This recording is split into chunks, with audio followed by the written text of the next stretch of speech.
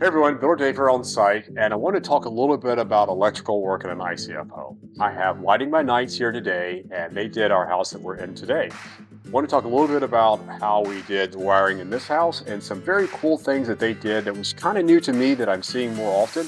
But Chuck here today, and we're going to talk a little bit about wiring in this particular area of the house where we have our loops and we have different color wires. And Chuck, why do you have different color wires on this?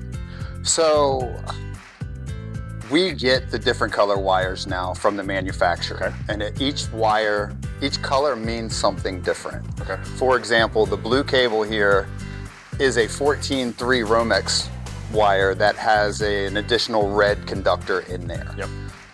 The whites, 14-2, same gauge as this, just without that red conductor. Yep. And then the yellow wire is an indication of a 12-2, which is good for a 20 amp circuit. Yes. One size above the 14. And what do the numbers, what does 12 and 14 mean? It's the actual size of the conductor itself. Okay, so is that a lower number means it can handle more power? Until you reach a certain point. Okay. So typically for receptacles, lighting, 14 gauge is the smallest we're gonna use. Yep.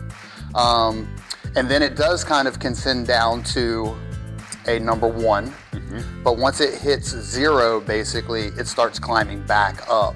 Okay. So once it gets, and we're talking about a 4-aught, a Yeah. bigger conductor Yeah, for the services. East. Yeah, exactly.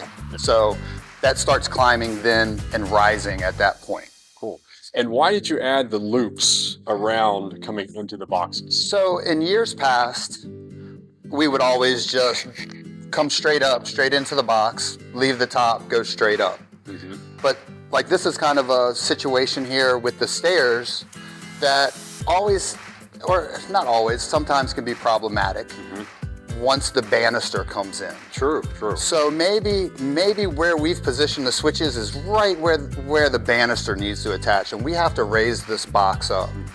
Well, leaving this loop here, we would be able to cut this box out from the drywall, remove this strap, and then we have all of this slack to whether we want to move it up or even move it down. We have a little bit of wiggle room to be able to do that. Oh, that's cool. So that's like really thinking ahead. So if further down the line, we've got drywall in there and trim, we have the ability to actually easily move these around a little bit.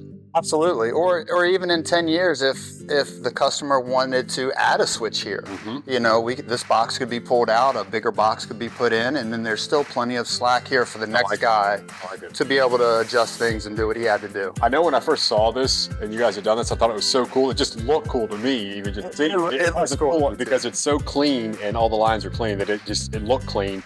And then we talked a little more about it, and that was very cool. I appreciate it. I like it. I think it's a good look and kind of spices it up, spruces it up at this stage of the project. Cool. Well, guys, if you have any other questions, please let us know. We'll talk to you soon. Take care.